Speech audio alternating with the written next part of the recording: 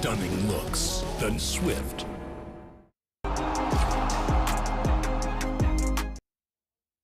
Bangladesh are alive, and in the end they've registered a comprehensive win over Afghanistan in Lahore by 89 runs, a chase that was cooking, was brimming and just did not take off when it needed to. The margin of defeat in the end, perhaps what Bangladesh truly deserve.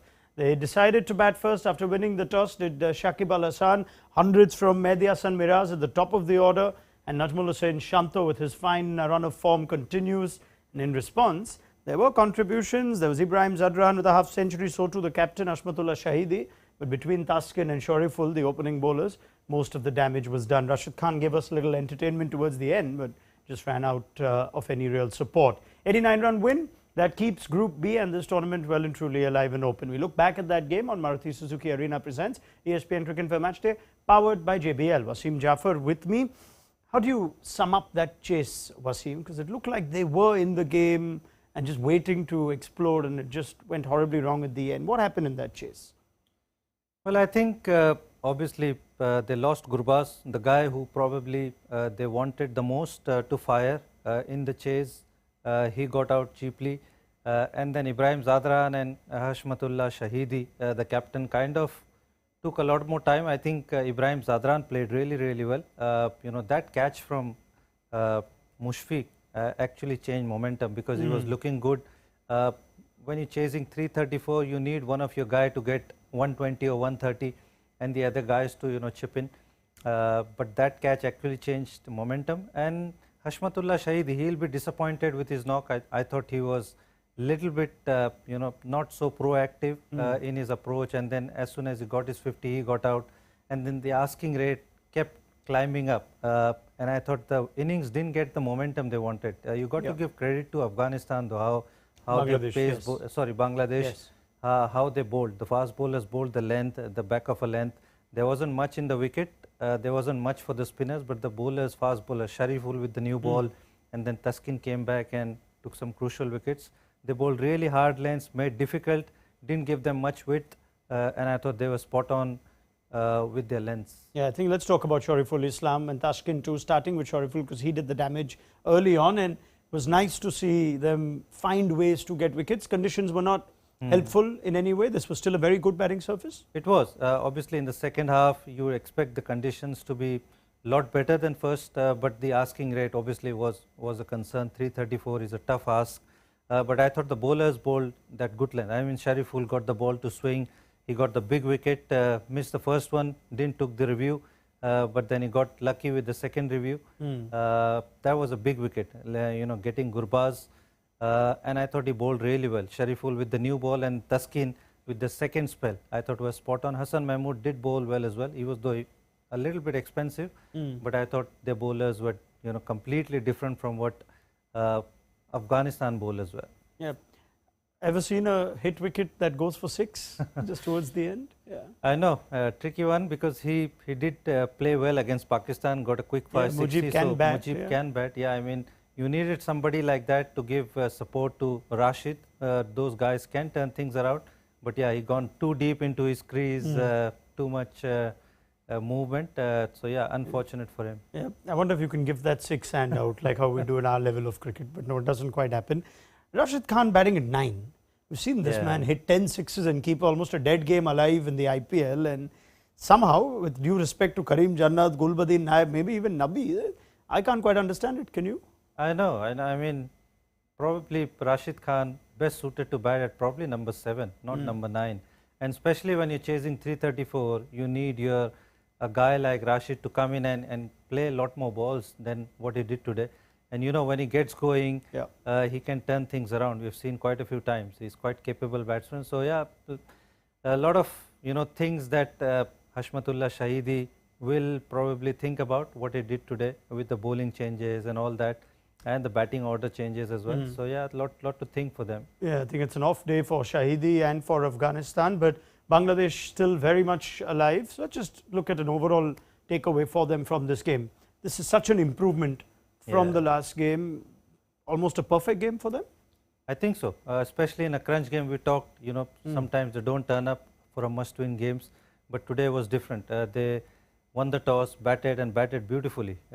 Even though the wicket was good, you got to give credit to those two guys after losing 2 wickets to put on close to 200 runs partnership, and then taking the momentum and posting more than 300 plus, which was needed. And then coming out and bowling like that, they fielded superbly as well. You know, a lot of youngsters diving around, saving a lot of runs.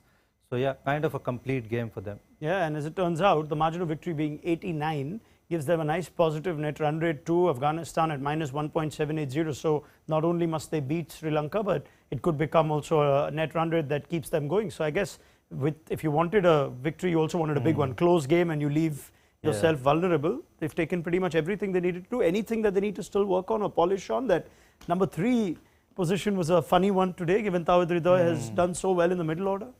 Kind of an experiment, I feel, like they did with Mehdi Hasan Miraz, and that worked brilliantly. They kind of wanted Tawhid Hridoy to come in and probably play the spin as well. He plays Rashid really well, like I've spoken before. Left hand, right hand combination as well. Probably the spin hasn't come good, which is their main forte. But you know, you got to give it to them that it's a very batting friendly condition. There was no spin. You know, for them, but I don't think so. I think they've got a really good unit, and the momentum probably is with them after this win. I hope they keep the consistency going. Yeah, and I think we can confirm actually, if you have just worked out the numbers, that Bangladesh have actually qualified. It's the result either way is going to ensure, in the Sri Lanka-Afghanistan game, will ensure Bangladesh will finish second on net run rate. So that's a big plus. It's between Afghanistan and Sri Lanka now. Sri Lanka obviously have the advantage going into that game. So Bangladesh have responded well after an early group stage elimination from the Asia Cup last time around. Right. That I guess that's pretty much it. But from an Afghanistan point of view, Wasim, I think the first half, the bowling, the fact that they conceded 3-3-4, and 2 of their key bowlers, Farooqi and Rashid Khan, just had off days. They will play at difficult surfaces in Lahore going forward too. Where do they need to improve? Well, I thought they just didn't turn up in the first half, especially in the power play. You'd expect your bowling first and your fast bowlers to bowl well. Mujib especially. We talked about Fazal Haq Farooqi can swing the ball, and he was off his target from get-go. And then Mujib as well had kind of an off day. And then I was surprised that Rashid only bowled 4 overs in his first spell. I expected him to bowl at least 6 and then save probably last 2 or 3 for the death overs. So kind of an off day for the bowlers, especially in the must-win game, because if they had won, they would have qualified and made things difficult for Bangladesh. So yeah, they need to turn up and get going straight away. I mean, it's going to be a tough game against Sri Lanka in their home conditions, but they can't have a day like that when they play Sri Lanka. Mehdi Hasan Miraz for Bangladesh will stay at the top of the order now for the Asia Cup, you think? I think so. It will be foolish to change anything from now. I mean, I'll be surprised if he's not given a consistent run, even though Tamim and Litton will come back, and then he obviously goes back to his number 7 or 8 position. But if at all you need anyone to open the batting, you will look at Mehdi Hasan Miraz and not anybody else. All right, that's pretty much it. Thank you very much to Wasim Jaffer. He's got to be back quickly tomorrow for India against Nepal. So we'll have Wasim's company then, as also Robin Uthappa. Look forward to seeing you on Maruti Suzuki Arena presents ESPN Cricket for Matchday, powered by JBL. Excellent from Bangladesh. They stay alive, and if they play like this, they could be a serious force when they come up against India and Pakistan going into the Super Fours. So we're getting to the business end of the tournament. It's only just started, but that's just the nature of the format. Join us for India Nepal. Hopefully the weather will stay clear, and we'll have plenty to discuss with the World Cup squad announcement also imminent in the next couple of days. Download the mobile app for the very latest. You know, the Jasprit Bumrah is not going to be playing tomorrow. There's possible chit-chat of venue changes for the Super Fours too. So there's plenty happening. The ESPN Cricket for mobile app will have you covered. We'll see you tomorrow. Bye-bye.